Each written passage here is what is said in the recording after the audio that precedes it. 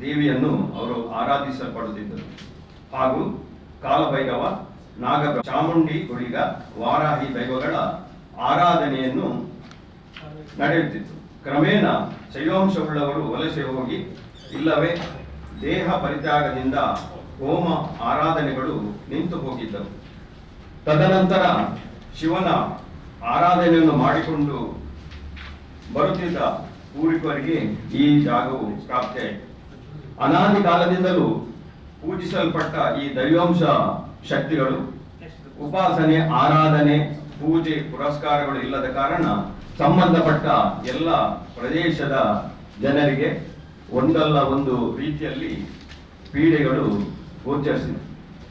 ಈ ಪ್ರಯುಕ್ತ ಅಷ್ಟಮಂಗಳ ಪ್ರಶ್ನೆಯಲ್ಲಿ ಕಂಡು ಬಂದಂತಹ ದೋಷ ಪರಿಹಾರಗಳನ್ನು ಮಾಡಿ ತಾರೀಕು 14/12/2025 ಬೆಳಿಗ್ಗೆ 8:15 ಶುಭ ಮುಹೂರ್ತದಲ್ಲಿ ಶ್ರೀ ಅವಘಡ್ ಫೀರ್ ರಾಜೇಶ್ನಾಥ್ ಗುರೂಜಿ ಅವರ ಮಾರ್ಗದರ್ಶನದೊಂದಿಗೆ ಶ್ರೀ ಯೋಗಿ ನಿವೃತ್ತಿನಾಥ್ ಅಗೋರಿ ಬಾಬಾ ಗುರೂಜಿ ಹಾಗೂ ವೇದಮೂರ್ತಿ ಡಾಕ್ಟರ್ ಶ್ರೀನಿವಾಸ್ ಜಿ ಭಟ್ರವರಿಂದ ಶಾಸಕರ ಹಾಗೂ ಊರ ಗಣ್ಯರ ಭಕ್ತಾದಿಗಳ ಉಪಸ್ಥಿತಿಯಲ್ಲಿ ದೇವಸ್ಥಾನದ ಜೀರ್ಣೋದ್ಧಾರ ಕಾರ್ಯಕ್ರಮವು ಜರುಗಿತು.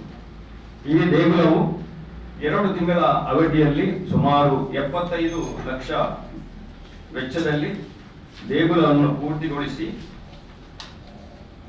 ತಾರೀಕು 21/2/2026ರಿಂದ 22/2/2026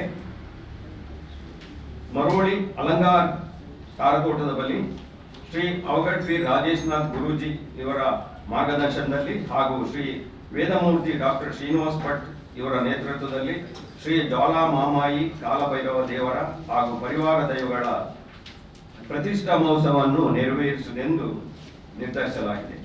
ಈ ಕಾರ್ಯಕ್ರಮಕ್ಕೆ ಪರಮ ಪೂಜನೀಯ ಶ್ರೀ ಶ್ರೀ 1008 ರಾಜಯೋಗಿ ನಿರ್ಮಲ್ನಾಥ್ಜಿ ಪೀಠಾಧಿಪತಿಗಳು, ಕದ್ರಿ ಯೋಗೇಶ್ವರ ಮಠ ಇವರ ಶುಭ ಆಶೀರ್ವಾದದೊಂದಿಗೆ ಶ್ರೀ ಯೋಗಿ ನಿವೃತ್ತಿನಾಥ್ ಅಗೋರಿ ಬಾಬಾ, ಶ್ರೀ ಗುರು ಗೋರಕ್ಷರ್ ಮಠ್, ವಿಜಯಪುರ, ಕರ್ನಾಟಕ, ಶ್ರೀ ಅವಘಡ್ ಫೀರ್ ರಾಜೇಶ್ನಾಥ್ ಗುರೂಜಿ ಧರ್ಮದರ್ಶಿಗಳು, ಶ್ರೀ ಅನ್ನಪೂರ್ಣೇಶ್ವರಿ ಕ್ಷೇತ್ರ, ಯೋಗೇಶ್ವರ ಸಿದ್ದಮಠ ಮರ್ಕಂಜರವರು ಆಗಮಿಸಲಿದ್ದಾರೆ. ಹಾಗೂ ಧಾರ್ಮಿಕ ಉಪನ್ಯಾಸರಾಗಿ ವೇದಮೂರ್ತಿ ಡಾಕ್ಟರ್ ಶ್ರೀನಿವಾಸ್ ಭಟ್, ಅಧ್ಯಕ್ಷತೆಯನ್ನು ಶ್ರೀ ಕೆಪಿ ಶೆಟ್ಟಿ ಮೊಡಕಾಂಪುಗುತ್ತು, ಚೇರ್ಮನ್ ಕರಾವಳಿ ಕಲರ್ ಕಾರ್ಟೂನ್ಸ್ ಪ್ರೈವೇಟ್ ಲಿಮಿಟೆಡ್ ಬೆಂಜನಪದವು, ಹಾಗೂ ಗೌರವ ಉಪಸ್ಥಿತಿಯಲ್ಲಿ ನಮ್ಮ ಶಾಸಕರಾದ ಶ್ರೀ ವೇದವಾಸ್ ಕಾಮತ್, ಮರಳಿ ದಕ್ಷಿಣ ವಿಧಾನಸಭಾ ಕ್ಷೇತ್ರ ಹಾಗೂ ಹಲವಾರು ವ್ಯಕ್ತಿಗಳು ಈ ಕಾರ್ಯಕ್ರಮದಲ್ಲಿ ಭಾಗವಹಿಸುತ್ತಿದ್ದಾರೆ ಎಂದು ಶ್ರೀ ಶರತ್ ಕುಮಾರ್ ಅಲಂಗಾರ್ ಇವರು ಪತ್ರಿಕಾ ಪ್ರಕಟಣೆಯಲ್ಲಿ ತಿಳಿಸಿದರು.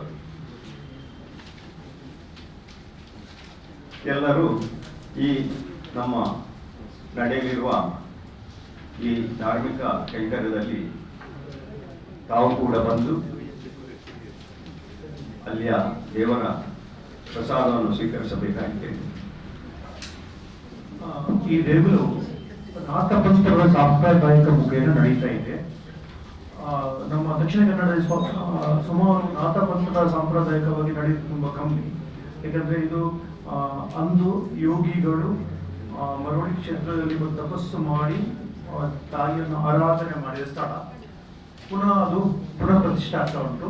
ಅದಕ್ಕೋಸ್ಕರ ಅಲ್ಲಿ ಹಲವಾರು ವಿಚಿತ್ರ ಘಟನೆಗಳು ಅಥವಾ ಮೊನ್ನೆ ನಾವು ಅಗಿಯುವಾಗ ಅದರೊಳಗೆ ನಮಗೆ ಸಿಕ್ಕಿದ ಕೆಲವೊಂದು